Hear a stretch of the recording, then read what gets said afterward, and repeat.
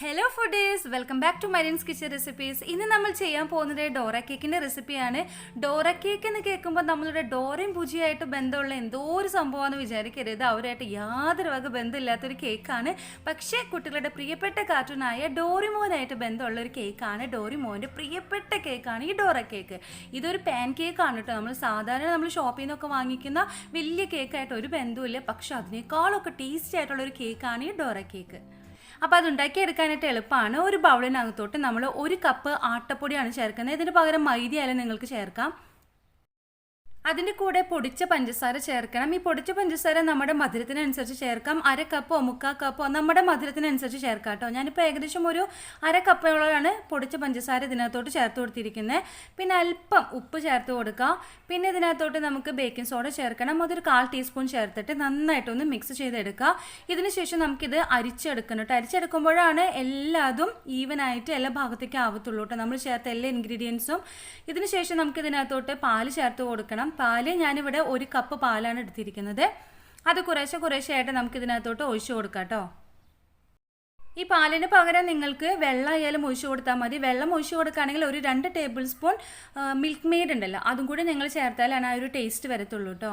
ഈ പാല് ബാറ്റേഴ്സ് ആയിട്ട് ഒഴിച്ചിട്ട് ഇത് നന്നായിട്ട് മിക്സ് ചെയ്ത് പാൻ കേക്കിന് ഒരു ദോശ ബാറ്ററിൻ്റെ ഒരു കൺസിസ്റ്റൻസിയാണ്. ആ ഒരു കൺസിസ്റ്റൻസിയിൽ നിങ്ങൾ എടുക്കുക. വെള്ളം കൂടി പോവരുത് കേട്ടോ.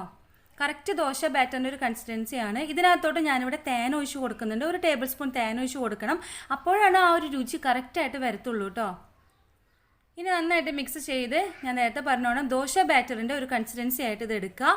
ഇതിന് ശേഷം ഒരു നോൺ സ്റ്റിക്ക് പാൻ ചൂടാക്കി അതിനകത്തോട്ട് അല്പം ഓയിൽ ഒന്ന് ഒഴിച്ചു കൊടുക്കണം. ഇനി ഇത് ഈവനായിട്ട് എല്ലാ ഭാഗത്തേക്കും സ്പ്രെഡാക്കി കൊടുക്കുക. അതിനുശേഷം ഒരു കയ്യിൽ ദോശ ബാറ്റർ, അതായത് പാൻ കേക്കിൻ്റെ ബാറ്റർ ഒഴിച്ചു കൊടുക്കാം. ഇത് പരത്തിയൊന്നും കൊടുക്കാൻ പാടില്ല കേട്ടോ, ജസ്റ്റ് ഒഴിച്ചു കൊടുത്താൽ മാത്രം മതി. വളരെ ലോ ഫ്ലെയിമിലിട്ട് വേവിച്ച് കൊടുക്കണം. ഇത് മൂടി വെക്കാം. മൂടി വെച്ചിട്ട് വേണം ഇത് വേവിച്ചെടുക്കാനായിട്ട്. ഞാൻ പറഞ്ഞോണം ലോ ഫ്ലെയിമിൽ ഇട്ടിട്ട് വേവിച്ചെടുക്കാം കേട്ടോ. ഇത് വെന്ത് വരുമ്പോൾ ഇതിൻ്റെ മുകൾ ഭാഗം ആകെ ഇങ്ങനെ ഹോൾസ് ആയിട്ട് വരും. കണ്ടോ, ഇതിപ്പോൾ കറക്റ്റായിട്ട് വെന്ത് വന്നിട്ടുണ്ട്. ഇനി നമുക്കിതെടുത്ത് മാറ്റാം. നോൺ സ്റ്റിക്കിൻ്റെ പാൻ ആയതുകൊണ്ട് തന്നെ പെട്ടെന്ന് നമുക്കിതെടുത്ത് മാറ്റി വയ്ക്കാനായിട്ട് പറ്റും.